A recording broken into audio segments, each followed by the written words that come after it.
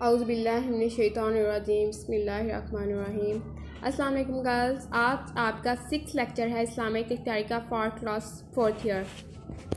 और आज आपका जो टॉपिक है आपने रीड करना है वो है हफाजत हदीस अहद नबी सल्लल्लाहु अलैहि वसल्लम में, यानी नबी पाक सल्लम के दौर में हदीस की हिफाजत कैसे की गई।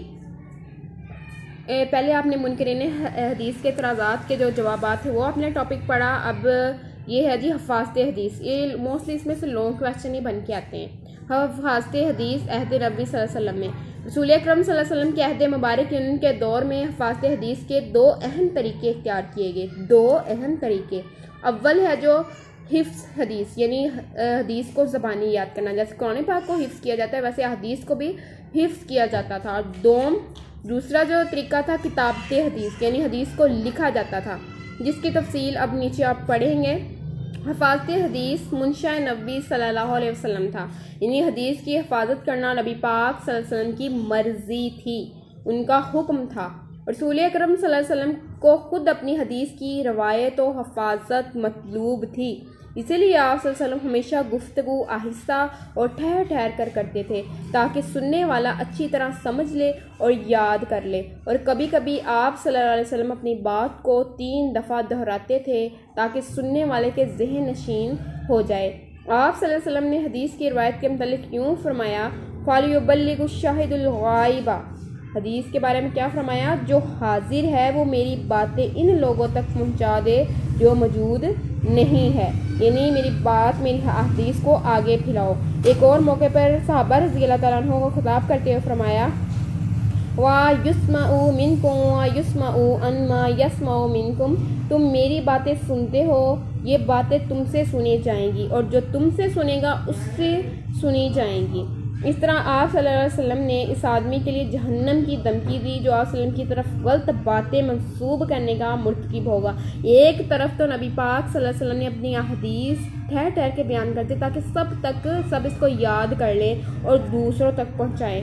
बाद में ये भी बता दिया कि मन काज़बा अलैया मुतअम्मिदन फलयतबव्वा मक़अदहु मिन नार। जिसने जानबूझकर मुझ पर झूठ बोला तो वो अपना ठिकाना जहन्नम में बनाए, यानी जो मेरी तरफ से गलत बातें अपने से ऐड करें तो वो अपना ठिकाना जहन्नम में बना लें। पहले तो सबको ये कहा है कि मेरी बातें याद करो और दूसरों तक पहुंचा दो, उन लोगों तक जो हाजिर यहाँ पे नहीं है फैलाओ, लेकिन गलत बातें नहीं। फिर है जी ये तो हिफाजत हदीस नबी पाक सल्लम की मंशा थी, यानी उनकी मर्जी, यानी उनका हुक्म था। सेकंड है हदीस के लिखने की ममानियत, यानी उनसे मना किया गया और फिर इजाज़त दे दी गई। पहले हदीस को लिखने से मना किया गया, बाद में फिर इजाज़त। ये टॉपिक है।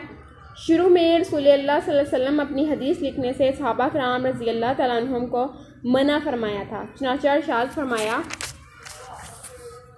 ला तक्तबू अलैया गैरिल कुरानी व मन कतबा अनी गैरिल कुरानी फलयहमहु। तर्जमा, मुझसे कुरान से अलावा कुछ ना लिखो और जिसने कुरान के अलावा महबूब कोई बात लिखी हो वो इसे मिटा दे, यानी कुरान पाक को ही मुझसे लिखो, कोई और बात ना लिखो। ये नबी पाक सल्लल्लाहु अलैहि वसल्लम की हदीस है। इसकी वजह ये थी कि शायद आप सल्लल्लाहु अलैहि वसल्लम को खदशा था, यानी ये डर था कि सहाबा किराम रज़ियल्लाहु तआला अन्हुम कुरान और हदीस नबी सल्लल्लाहु अलैहि वसल्लम को आपस में मिला ना दें, यानी इन दोनों को एक ही बात ना समझना शुरू कर दें कि कुरान और हदीस में फ़र्क ख़त्म हो जाए। जब आप सल्लल्लाहु अलैहि वसल्लम को ये महसूस हो गया कि सहाबा किराम रज़ियल्लाहु तआला अन्हुम कुरान और हदीस में जो फ़र्क है इसे अच्छी तरह समझ गए हैं, तो आप सल्लल्लाहु अलैहि वसल्लम ने हदीस के लिखने की इजाज़त दे दी और फरमाया, मेरी बातें लिख लिया करो क्योंकि इस ज़बान से सवाए हक़ के कुछ नहीं निकलता। यानी यहाँ पे हदीस पहले लिखने से मना किया, वो भी इस फ़र्क की वजह से। बाद में इस हदीस को लिखने की इजाज़त दे दी। पहले मना किया फिर लिखने की इजाज़त दे दी। मेरी बातें लिख लिया करो क्योंकि इस ज़बान से सिवाय हक़ के यानी कुछ नहीं निकलता, यानी सच के सिवा कुछ नहीं निकलता। जैसा कि इरशाद खुदावंदी है, यानी अल्लाह ताला ने भी फरमा दिया है कि वो अपनी ख्वाहिश से कुछ नहीं कहते। वमा यंतिकु अनिल हवा, वो अपनी ख्वाहिश से कुछ नहीं कहते। इन्ना हुवा इल्ला वह्युन यूहा, ये सिर्फ वही होती है जो वो कहते हैं, यानी अल्लाह की तरफ से जो पैगाम होता है ये सिर्फ वही कहते हैं।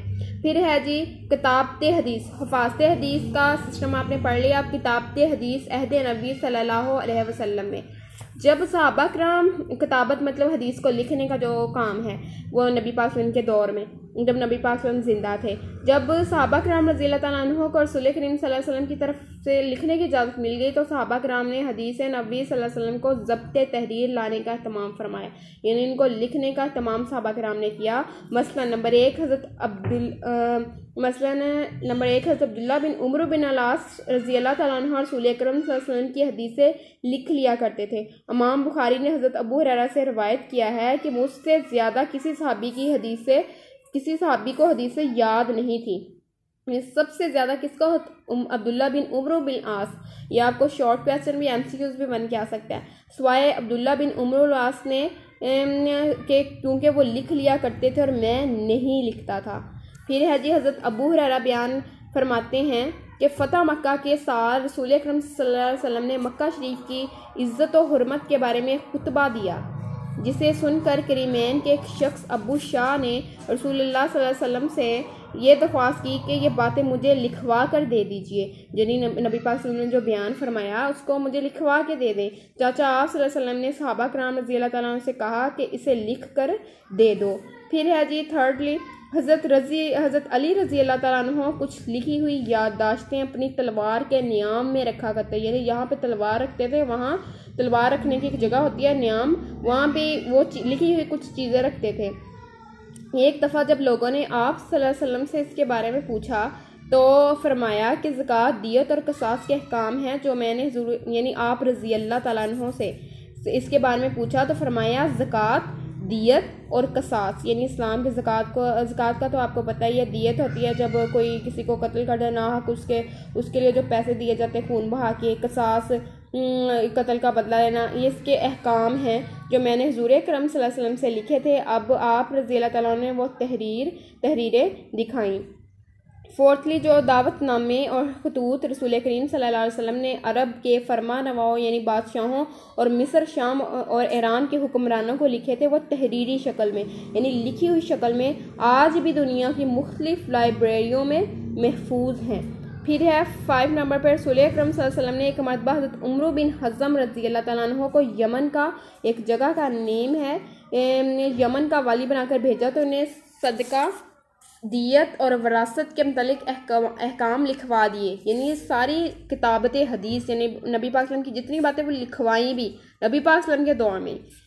फिर है 6 नंबर पर नबी करीम सल्लल्लाहु अलैहि वसल्लम ने अरब के मुख्तलिफ इलाकों की तरफ जो मुहस्सलीन ज़कात भेजे थे, यानी ज़कात लेने वाले भेजे, इनकी रहनुमाई के लिए ज़कात के मतलब तफसीली अहकाम लिखा कर इन्हें दिए।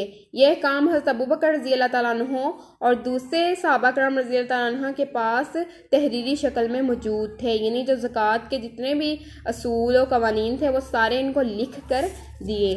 फिर है जी इन मसालों से ये बात अच्छी तरह वाज़िया हो जाती है, साबित हो जाती है कि किताबत हदीस यानी हदीस को लिखने का काम रसूलुल्लाह सल्लल्लाहु अलैहि वसल्लम के अहद में शुरू हो चुका था और सैकड़ों हदीसें सहाबा किराम रज़ियल्लाहु तआला अन्हुम ने लिख कर महफूज कर ली थी। अलावा अज़ी अल-सादिका सहीफ़ा सादिका अहद नबी सल्लल्लाहु अलैहि वसल्लम का लिखा हुआ सबसे बड़ा मजमूआ अहदीस था, जैसा कि हम पहले ही बयान कर चुके हैं, पीछे आपने पढ़ा है। ये जी आपका टॉपिक है हफ़ाज़त हदीस के बारे में, कैसे कैसे हफ़ाज़त हदीस नबी पाक सल्लल्लाहु अलैहि वसल्लम के दौर में ही हुई थी।